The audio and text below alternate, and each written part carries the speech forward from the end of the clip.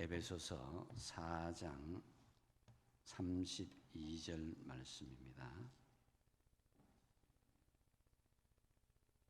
다 찾으신 줄 알고 제가 봉독합니다.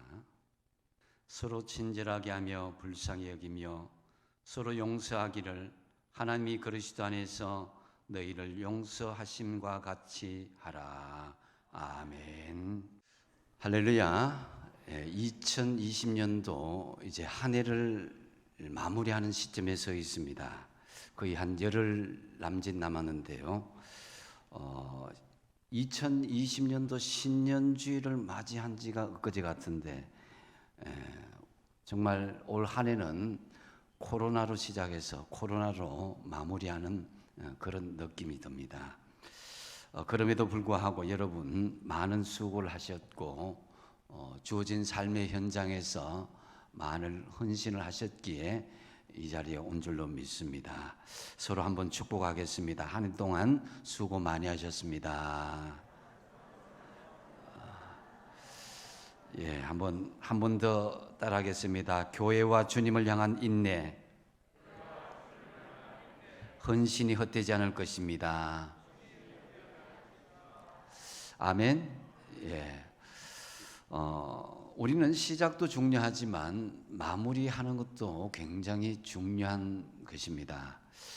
그래야 과거도 아름답고 소중한 역사로 남을 수가 있고 또 잘 마무리해야 미래도 또 희망적으로 열 수가 있고 더 풍성한 미래를 맞이할 수 있게 되는 것입니다. 2020년도 이제 한 해를 마무리하면서 어떻게 우리가 마무리 지어야 하겠습니까? 하나님께서 한 해를 마무리하는 시점에서 과연 원하는 것이 무엇인가 생각해 볼 때에 많은 것이 있겠지만은 그것은 용서가 아닌가라는 그런 생각을 하고 묵상을 해봤습니다. 인간이 하나님의 성품을 담는다고 하는 것은 용서하는 마음이 있기 때문일 것입니다. 크리스마스는 죄인인 인간을 용서하고 구원하시려는 그런 하나님의 은총이 증명된 날이다라고 할 수 있습니다. 그래서 성탄절이 기쁘고 감격스러운 것이죠. 한 해가 지나가기에 다 여러분 용서하고 한 해를 마무리하시기 바랍니다. 여러분 약속할 수 있겠습니까? 그 시작은 여러분 가정에서 먼저 용서를 선포하시고 용서하고 화해하는 것을 만들어 나가시고 그리고 이웃과 일터 성도들 간에도 서로 용서하면서 올해를 잘 매듭짓고 마무리 지어야 할 것입니다. 신약 성경에서는 이 서로 용서하라 이 명령 이 지하절 서로라는 이 말이 들어가는 것은 이 본문의 에베소서와 골로새서 이 딱 두 번이 등장하고 있습니다. 에베소서에는 서로란 말 다른 표현인 피차라고 이렇게 표현되어져 있는데요. 이 서로 용서하라 이 명령은 어느 한쪽에서 일방적으로 요구하지 않고 양쪽을 다해서 용서가 있어야 될 때에 진정한 용서가 된다라는 것이죠. 이 명령에는 또 중요한 그 의미가 달려 있는데요. 그것은 바로 서로 인간들은 누구나 실수가 있고 잘못을 저질러지기 때문에 절대적으로 용서가 서로 간에 필요한 존재다라는 것입니다. 그래서 성경은 의인은 없나니 한 사람도 없다 이렇게 선언을 하게 되죠. 예수님 한 분을 제외하고는 정말 실수하지 않는 사람, 그런 죄를 짓지 않은 사람 한 사람도 없는 것입니다. 사람이 더불어 살다 보면 어떤 경우에는 상대방이 나에게 잘못을 저지르는 그런 경우도 있지만은 또 다른 경우에는 내가 상대방에게 잘못을 저지르는 때도 적잖게 있는 것을 볼 수가 있습니다. 결국 우리는 피해자도 될 수가 있지만은 어떤 경우에는 가해자도 될 수 있다라는 것입니다. 그래서 용서는 바로 내가 언제든지 이 가해자가 될 수 있는 연약한 존재라는 그런 의미에서 출발할 수 있어야 됩니다. 나는 항상 피해자이고 상대방은 항상 가해자라는 그런 생각을 고집하게 되면은 절대로 이 용서는 성립될 수가 없는 것입니다. 예수님께서 마태복음 7장 3절에서 남의 눈 속에 있는 티는 잘 보면서 자기의 눈 속에 있는 들뿐은 보지 못하는 존재가 인간이라고 말씀하고 있습니다. 이 사실은 요한복음 8장에서 간음하다가 현장에서 잡힌 여인을 돌로 쳐 죽이려고 했던 이 사람들의 모습에서 찾아볼 수가 있는데요. 예수님은 너희 중에 죄 없는 자가 먼저 돌로 치라 이렇게 말씀을 하셨죠. 그래서 비로소 그 사람들은 자신들도 돌에 맞아 죽어야 할 그런 죄와 허물이 있다는 것을 깨닫고 손에서 돌을 내려놓게 되는 것입니다. 그렇기 때문에 우리는 누구나 다 서로에게 잘못을 저지를 수도 있고 가해자가 될 수도 있고 또 반대로 피해자가 될 수도 있습니다. 그렇기 때문에 우리는 서로가 서로에게 용서가 필요한 것입니다. 오늘 본문 말씀을 같이 읽어보시도록 하겠습니다. 에베소서 4장 32절 시작. 서로 친절하게 하며 불쌍히 여기며 서로 용서하기를 하나님이 그리스도 안에서 너희를 용서하심과 같이 하라. 아멘. 여기서 서로 친절하게 하고 불쌍히 여기며 서로 용서하기를 하나님이 그리스도 안에서 너희를 용서하심과 같이 서로 하라 그랬습니다. 또 골로새서 3장 13절 말씀 같이 한번 읽어보겠습니다. 시작. 누가 누구에게 불만이 있기든 서로 용납하여 피차 용서하되 주께서 너희를 용서하신 것 같이 너희도 그리하고. 아멘. 서로 용납하되 피차, 이건 서로죠, 그죠? 서로 용서하되 주님께서 용서하여 주신 것과 같이 하라는 것입니다. 주님은 우리가 아직 죄인 되었을 때에 내가 용서를 구합니다 하고 말하기 전에 그 죄인 되었을 때에 이미 용서를 선포하신 분이십니다. 그렇기 때문에 우리가 구체적으로 서로 용서하고 살아가야 될 이유가 몇 가지가 있음을 성경을 통해서 알 수가 있습니다. 먼저 첫 번째로 내가 하나님의 무한하신 용서를 받았기 때문에 우리는 서로 용서할 수 있어야 됩니다.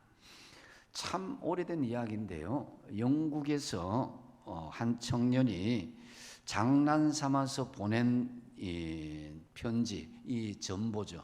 런던에 있는 유명 인사 20명에게 전보를 보냈습니다. 그 전보의 내용이 뭐냐면은 긴급 전문해서 모든 것이 들통났으니 속히 피신하기 바람.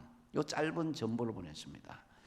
이 전보는 실로 정말 우스꽝스러운 결과를 낳았는데요. 이 청년은 단순히 재미로 했을 뿐인데 유명 인사들이 일제히 자취를 감추고 말았습니다. 그것은 바로 결국 그 유명 인사들까지도 다 숨긴 죄가 있었다라는 것이죠. 그렇습니다. 우리 인간은 누구나 다 죄인입니다.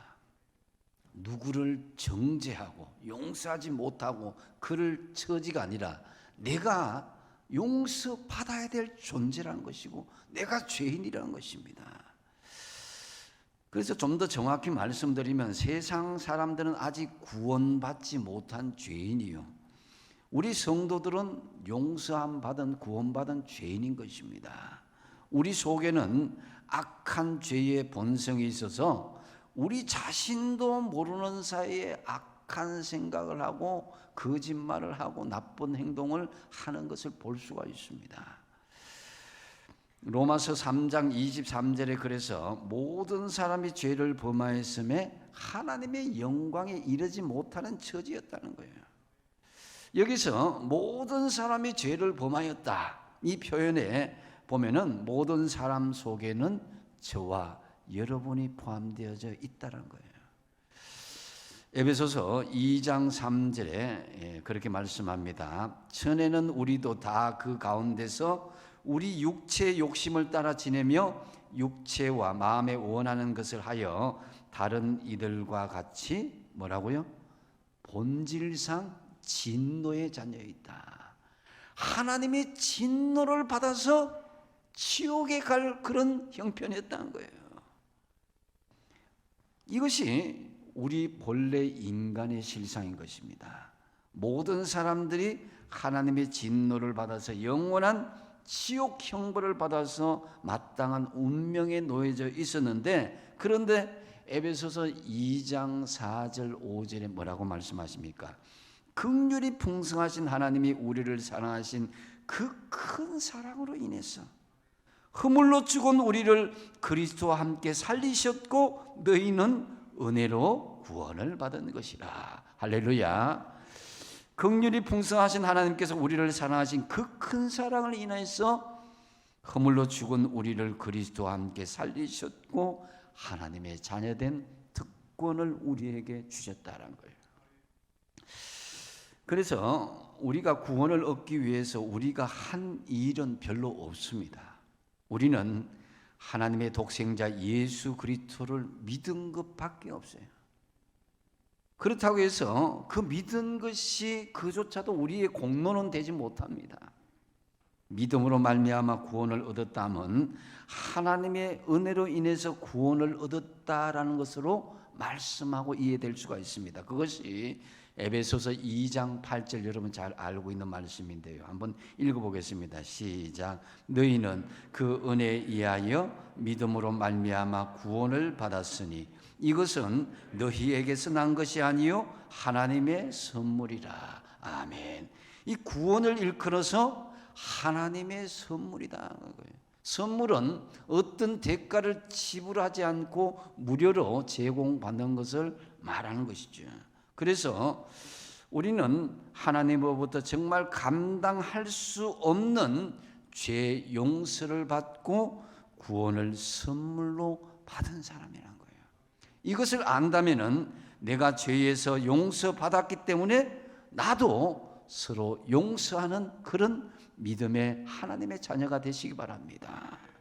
두 번째로 우리가 용서하면서 살아야 할 이유는 예수님께서 우리에게 먼저 본을 보여주셨기 때문입니다. 예수님은 십자가를 지실 때에 누가복음 23장 34절에 아버지 저들을 사하여 주옵소서 자기들이 하는 것을 알지 못함이니이다. 이 자기를 십자가에 못 박는 원수들을 향하여서 자기가 죽이는 사람들, 정말 원수마귀에 속한 그런 사람들 향해서 어떻게 선포하고 있습니까? 하나님 저들의 죄를 용서하여 주옵소서 자기들이 하는 것을 알지 못함이니다라고 용서를 먼저 선포하는 예수님의 모습을 볼 수가 있습니다.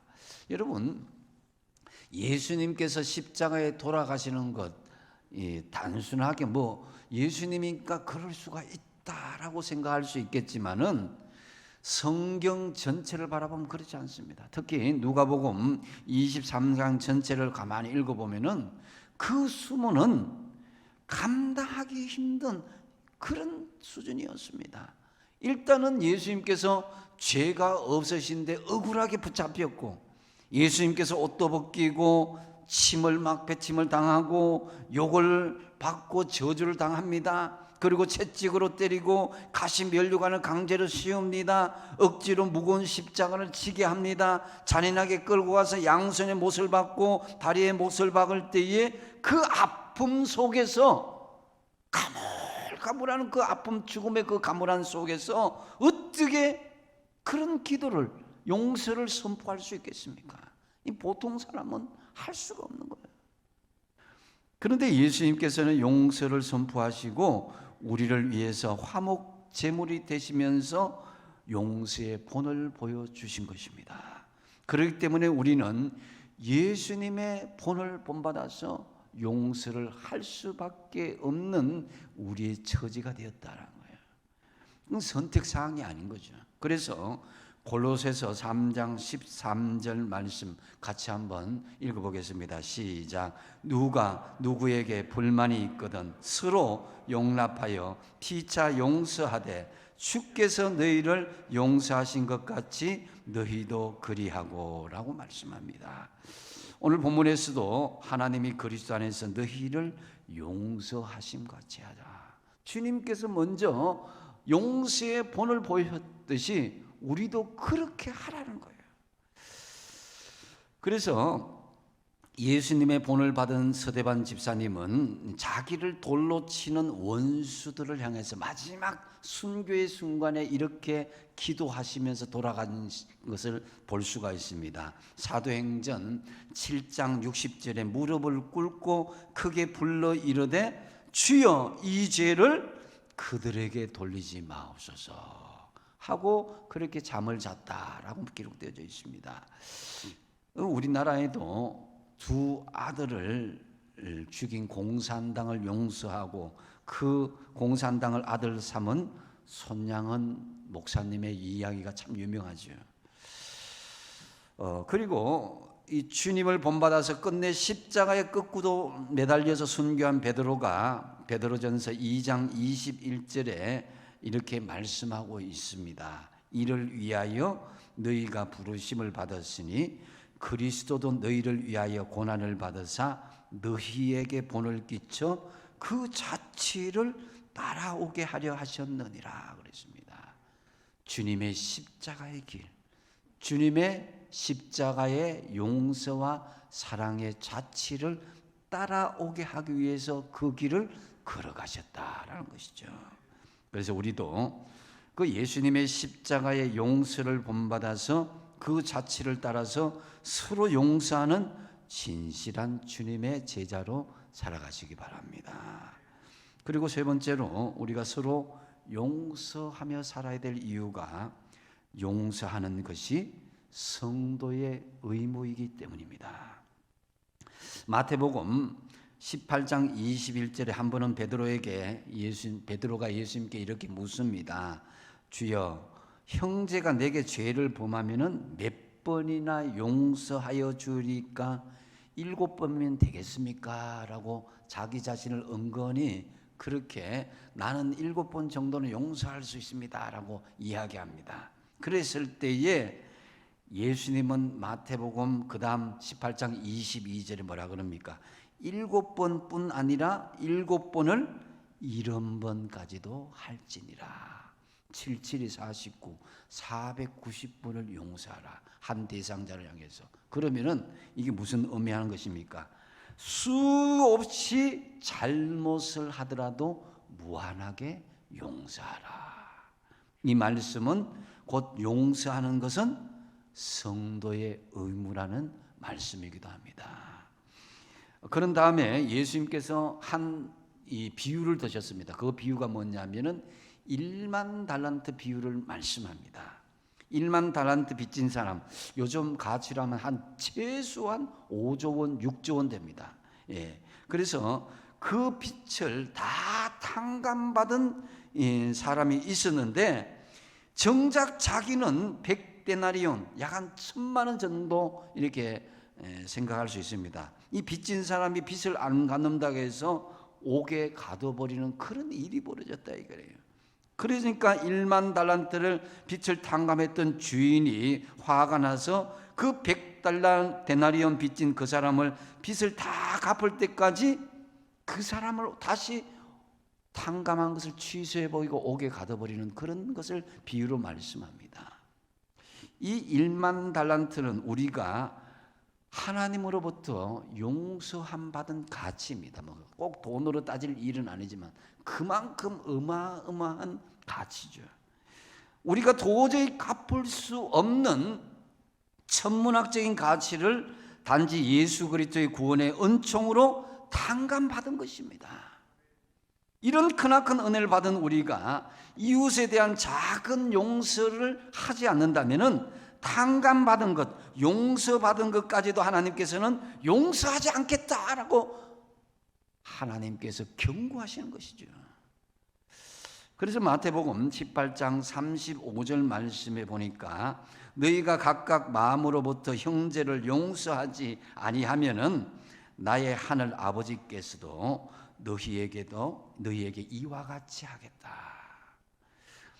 6조 원이 넘는 어마어마한 용서를 받은 우리가 가치를 따진다면은 1,000만 원 빚을 갚지 않는다고 해서 주변에 있는 사람들을 용서하지 않는다면은 주님은 우리의 죄를 다시 묻고 그 죄를 취소해 버리겠다는 거예요. 그 죄의 단값을 취소해 버리는 거예요. 그러면 여태껏 뼈 빠지게 고생하고 예수고 수고한 모든 신앙생활이 물거품이 될 수 있는 것입니다. 용서하지 않음으로, 예수님을 믿는 믿음으로 구원을 받은 성도라면 당연히 형제의 죄를 의무적으로 용서할 수밖에 없다라는 확정적인 말씀인 것이죠. 이건 심각한 하나님의 경고의 말씀입니다. 자칫하면 우리의 구원이 날아갈 수도 있습니다. 작은 용서하지 않은 그것 때문에 내가 너에게 당감해지고 구원을 선포해준 그것까지도 취소해버릴 수 있다는 거예요. 그래서 우리의 용서가 의무이고 묻지고 따지도 말고 무조건 용서하는 것이 성도의 의무라는 것입니다. 내 실력으로 하는 용서가 아니라 하나님의 은혜를 받은 그대로 용서해 주라는 것입니다. 그리고 그래도 내 마음에 분이 차고 막 그 마음에 화가 나고 용서가 되지 않는다면 그 용서를 하나님께 맡기라고 말씀하고 있습니다. 그것이 로마서 12장 19절에서 21절 말씀인데요. 내 사랑하는 자들아 너희가 친히 원수를 갚지 말고 하나님의 진노하심에 맡기라. 기록되었을 때 원수 갚는 것이 내게 있으니, 내가 누굽니까? 하나님께 있으니 내가 갚으리라고 주께서 말씀하시니라. 내 원수가 줄이거든 먹이고 목마르거든 마시게 하라. 그리함으로 내가 숯불을 그 위에 쌓아놓으리라. 악에게 지지 말고 선으로 악을 이기라. 할렐루야. 머리 위에 숯불을 이고 있으면은 그 뜨거움으로 인해서 얼굴이 벌겋게 달아오르죠. 그죠? 이는 우리가 원수에게 추림은 먹이고, 원수지만 목마르면 물을 마시게 하고, 그렇게 감동시키서 뉘우치게 해서 그 얼굴을 뜨겁게 하라는 거예요. 그래서 오히려 그 복수로 갚지 말고 선으로 그들이 원하는 것을 채워줌으로 그 사람들을 부끄러워하게 하고, 숯불을 얼굴에 쌓아놓은 것처럼 얼굴을 부끄럽게 함으로써 그렇게 너희들 갚아주라는 거예요. 그래서 정말 만약에 우리가 우리에게 잘못하는 사람에게 선을 베풀어 줌으로써 감동시켜서 뉘우치게 할 수 있다면 이것이야말로 진정한 믿음 안에서의 복수다라는 거예요. 이 복수의 불을 마음에 품기보다는 원수에게 선을 행함으로써 사랑의 숯불을 그 머리에 쌓아두도록 부끄럽게 만들어버리라. 그래서 여러분, 용서함으로 성도의 의무를 다하고 사단에게 실족하지 않고 믿음으로 정리하시기 바랍니다. 그 다음에 한 가지만 더 말씀드리면은 서로 우리가 용서하며 살아야 될 이유, 나 자신을 위해서 용서하십시오. 뭐 누구 때문에 용서하는 것이 아니라 나 자신의 건강, 나 자신의 영성, 나 자신의 어떤 믿음을 위해서라도 용서해야만 내가 살아갈 수가 있는 거예요. 심리학적인 입장에서 볼 때 용서는 남을 위해서 하기에 앞서 나 자신을 위해서 하는 것을 원칙을 하고 있습니다. 그래서 용서한다, 뭐 영어로는 포기버리자 그죠? 라는 이 단어를 이 헬라어로는 보면 릴리스라는 그런 말로 이렇게 의미로 해석되는, 풀어준다. 용서는 풀어준다는 거예요. 묶인 것을 풀어준다. 그 묶인 것이 누구냐면 나 자신의 용서하지 않으면 내가 묶인 것, 죄로 묶인 것과 같은 거예요. 근데 용서하게 되면 내가 자유함을 얻을 수 있다라는 거예요. 내가 편하게 된다는 거예요. 그러면 우리가 누구에게 주로 상처를 받고 상처를 줍니까? 우리는 흔히 우리가 가장 가까운 사람들, 가장 사랑하는 사람들로부터 이 상처를 받고 상처를 주는 경우가 많이 있습니다. 그래서 우리가 거절당했다고 느끼거나 버림당했다고 느끼거나 학대받고 이용당했다고 느끼거나 폭력을 당했다고 느끼는 대상, 이 대상은 우리의 부모, 우리의 친구들, 우리의 배우자들, 우리의 연인, 우리의 아이들, 우리의 이웃들, 우리의 가장 친한 친구들, 성도들, 선생님들, 우리의 목회자들, 이런 부분에서 가장 믿었던 사람들로부터 상처를 받고 상처를 주는 경우를 볼 수가 있습니다. 이것이 우리 인생의 비극인 것입니다. 용서를 어렵게 하죠. 먼 사람이면, 나와 상관없는 사람이면 그냥 다시는 안 보면 되지라는 생각을 가지고 용서를 쉽게 할 수 있지만 늘 보는 것, 이 대상이기 때문에 그 용서는 쉽지는 않습니다. 누군가를 용서하지 못하고 미워하게 되면은 그런데 마음이 괴롭게 됩니다. 그래서 용서하지 않게 되면은 미워하는 상대방과 결국 닮아가는 것을 볼 수가 있습니다. 눈에는 눈, 이에는 이, 폭력에는 폭력, 이런 마음을 가지게 되고 사단의 마음을 가지게 되고 틈을 열어주게 되는 것이죠. 그래서 용서하지 않게 되면 하나님과의 교제도 끊어지게 되고 교회 공동체, 가정 공동체도 분열되고 넘어지는 것을 볼 수가 있습니다. 더군다나 선뿌리가 자라게 되면 은사도 발휘하지 못하고 성령의 열매를 맺을 수 없고 우리 자신들은 육신적으로나 영적으로 풍성한 그런 은혜의 삶을 누릴 수가 없게 되는 것입니다. 더군다나 용서하지 못하게 되면 기도가 막히고 영이 죽게 되죠. 우리 예수님께서 마가복음 11장 25절에 이렇게 말씀합니다. 한번 같이 한번 읽어보겠습니다. 시작. 서서 기도할 때에 아무에게나 혐의가 있거든 용서하라. 그리하여야 하늘에 계신 너희 아버지께서도 너희 허물을 사하여 주시리라. 아멘. 우리가 나에게 잘못한 사람을 용서해 줄 때 기도의 문도 열리고 영도 살아날 수 있다는 거예요. 기도할 때 마음에 엉어리가 있게 되면은 여러분 이렇게 한번 기도해 보십시오. 하나님, 저에게 이런 상처가 있습니다. 있는 모습 그대로를 하나님 앞에 드러내십시오. 이 아픔이 있습니다. 저에게 이런 괴로움이 있습니다. 그러나 주님 용서하겠습니다. 예수 이름으로 용서하겠습니다. 이것을 주님 용서할 테니까 이 모든 아픔과 죄악을 지워버려 주십시오. 이제는 새롭게 하여 주십시오라고 하나님 앞에 기도해 보십시오. 이렇게 용서하면 하나님의 위로하심이 임하게 될 줄로 믿습니다. 우연은 결코 없습니다. 세월이 흐른다고 다 해결되는 건 아닙니다. 아무리 오랜 세월이 흘렀더라도 진정한 용서가 없는 아픔과 상처는요, 어느 순간에 불쑥 튀어나와서 나를 괴롭게 하고 힘들게 하고 정신적으로 영적으로 나를 힘들게 하는 그런 경우가 많이 있습니다. 그래서 이 엄청난 파괴를 갖고 우리의 육신과 영혼을 멸망으로 인도하는 우리 속의 엉어리를 우리는 반드시 해결하고 넘어가야 되는 거예요. 미국 서부의 명문 스탠퍼드 의대에 프레더 러스킨 교수란 분이 용서 프로젝트라는 그런 일을 그렇게 실험을 했습니다. 많은 사람들에게 그의 연구에 따른 미움과 원한을 키우게 되면 신체 변화가 어떤 것인가 그대로 놔둔 그룹하고 무조건 용서하는 그룹하고 조사를 했습니다. 조사를 해보니까 용서하지 않는 그룹들은 한결같이 혈압이 높아지고 면역 기능이 떨어지고 정신적으로나 신체적으로 엄청난 스트레스가 나오는 것을 발견할 수가 있었습니다.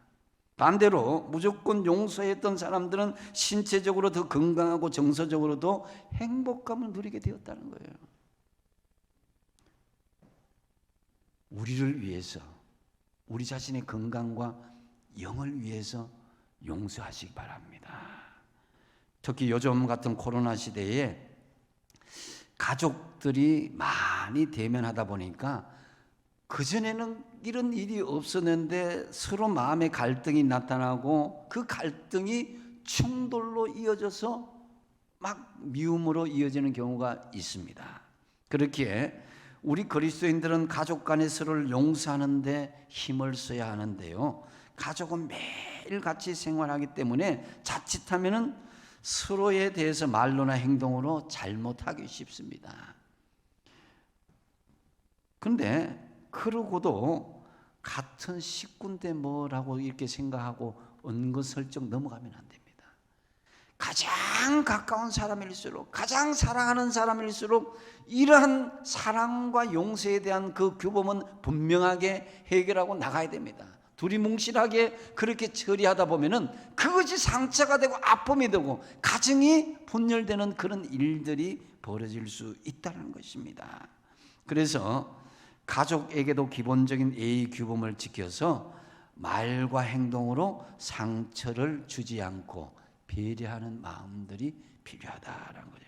그래서 아무리 가장이라도 내가 잘못했으면 잘못했다고 그 용서를 이렇게 구하는 것, 그건 잘못된 건 아니거든요. 그래서 그러할 때 가정은 더 화목하고 즐거운 사랑의 보금자리를 만들어갈 수가 있습니다. 성 프란시스코의 기도가 있잖아요. 이해받기보다는 이해하고, 위로받기보다는 위로하고, 용서받기보다는 내가 뭐 용서하고, 사랑받기보다는 내가 사랑하고, 우리는 줌으로써 용서하고 용서함으로써 영생을 얻는 그런 훈련이 필요한 것입니다. 다시 말씀드리지만 용서하지 않으면은 원한과 그 복수의 감정이 나의 건강을 해치고 나의 영을 해친다는 것입니다. 그래서 용서는 누구가 사는 것 이전에 내가 사는 거예요. 우리는 원수까지도 사랑할 만한 그런 성자는 분명히 아닙니다. 하지만 최소한 우리 자신의 육신의 건강을 위해서, 우리의 영혼의 건강을 위해서라도 우리는 용서해야만 우리가 숨쉬고 살아갈 수 있다는 거예요.